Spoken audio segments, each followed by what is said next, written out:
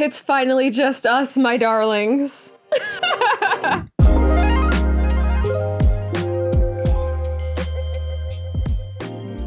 Hey guys, welcome back. Today we're going to do something quick and fun. These are the 5 books that I would want to bring with me if I were on a deserted island. Now, I'm really hoping this island is going to have an abundance of food and shelter.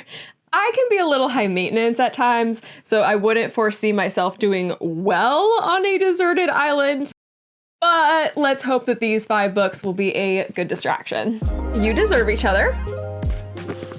Oh my God, I love this book. This is a romance book about an engaged couple who are basically finding their way back to each other, and they re-fall back in love after showing such immense hate towards each other in the beginning.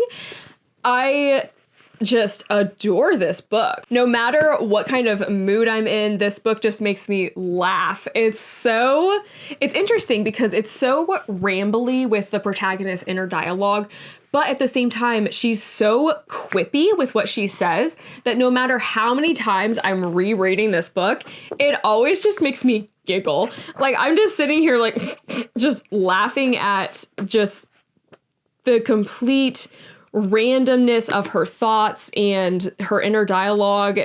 I just find this book to be so enjoyable. I really adore the 2 main characters' banter, and there's also moments in this book that just give me butterflies, and I don't know, it's just such a really nice rom-com, and I could see myself like when you're down and you're on the island and you're like, I hate this island, I can just pick this up and be like, oh, you're so nice, I love you.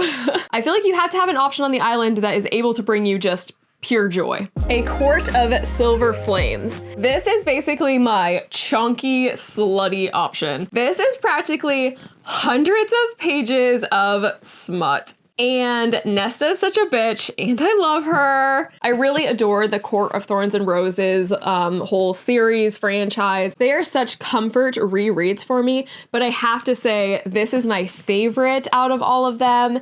It was a toss-up between this one and Mist and Fury, but I enjoy Nesta more than Faire. Faire grinds on my nerves sometimes, and I can't imagine wanting to spend time with her on a deserted island, so Nesta's my girl. And Karenina. I've never read this, but I've always wanted to, so this is a complete gamble pick for me. I have no idea if I will like it or not, but I figure if I have all day to do nothing, maybe I'll actually read this. It's supposed to be like this epic love story where this married woman leaves her husband and son to be with her lover. It's one of the classics. It's one of the supposed best books ever. And I've always wanted to read it, but I don't know why it even intimidates me, because the one I was just talking about is 700 something pages. And this one for this edition anyway is 700-800 pages. So the length does not scare me. I think it's the fact that classics are harder for me to digest. So that's why I've kind of just been putting it on the back burner with reading it, even though I really, really want to.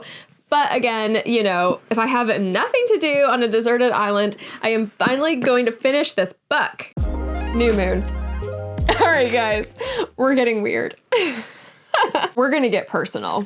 You're gonna get to really know me. This is one of those things that's like a guilty pleasure. I don't have very much shame. I feel like it would be a crying shame not to have a sort of guilty pleasure book on this island with me. New Moon is my complete nostalgia option.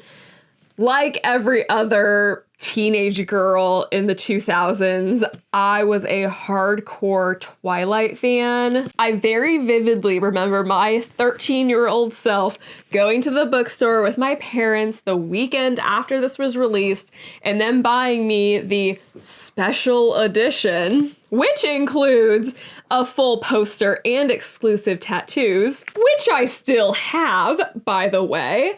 I thought they were just so cool, I couldn't even use them. I had to keep them nice and pristine in this book. That's how dedicated I was. Also, it makes me crack up that this like was marketed for like middle schoolers, like 13-year-olds, but this literally looks like it could be a tramp stamp. I have all 4 books and they have traveled with me everywhere I've moved because it's so nostalgic for me. I cannot bear to part with these. And so I feel like it has to come to the island with me just to remind me of a better, simpler time. So imagine 13-year-old me. I got this book and then my parents went out that night and I was home all by myself. And I remember laying on the living room floor reading this book the whole time they were gone. And I just remember being like, oh my God, Jacob. Like literally 13-year-old being like, what? And honestly, for me, it was when I was pulling these books off my bookshelf, trying to decide which ones I would take with me. It was a legitimate struggle for me to be like, eclipse or new moon, eclipse or new moon, eclipse or new moon. Because eclipse has that like, because eclipse, I can't even. Because eclipse has that guys, I'm being vulnerable right now, okay? So eclipse has that like intense like love triangle. As a 13-year-old, like you know that obviously the protagonist is gonna pick the main character that was originally in the series, but I couldn't help being Team Jacob, be like, oh my God, he's beautiful, go for him. So I decided to go with New Moon to take this to my island because it has the most Jacob in it. And as you can tell with how much I've been giggling in this section, I can't even get through it. It weirdly brings me so much joy. You know, there's those books that just give you so much nostalgia that you just think about whenever you read them. They just give you like those cozy feelings. And this is one of those ones for me. I can't help it. Harrow, Faire, Book 3, The Clown. Okay, last one. So I actually feel like I picked quite a few. Well, actually, okay, so this is my third one that is part of a series. And I never pick the first book of the series because this is book number 3. And I just want to know how many times I can slide this series into a video. If you don't know what I'm talking about, subscribe to the channel and you'll find out. I adore this series. I feel like I talk about it whenever I can. I know it's not going to be for everybody, this series, but I love it. So the author, Kathryn and Kingsley, I find to be so talented. She's this indie author and all of her stuff is on Kindle Unlimited, and she produces books at a super quick pace. So she writes villain romances and there are no redemption arcs. Her male leads stay villains, and I just like that. I think in her world building, she's just so imaginative, and I just adore everything she does. And I just love this so much that I bought the hardcover editions. And yeah, they're on Kindle Unlimited, but I just needed a physical copy of this series. Okay, so for this book, it's a part of the Harrow Faire series. And I would classify Harrow Faire as fantasy. The main character is unwillingly taken to be part of this circus. And throughout the series, she's learning the secrets of Harrow Faire and learning to adapt to her new life. This one, the third one, is my favorite in the series.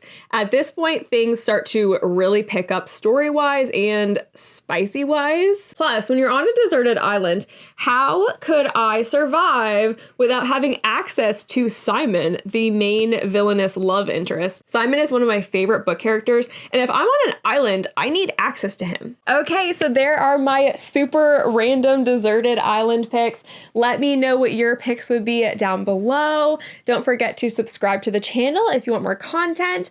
Watch more of my videos. There's a bunch out there, and we'll see you next time. Bye.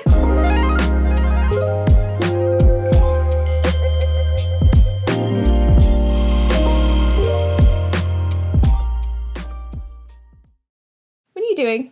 Don't eat that. You have a bad habit of eating my books.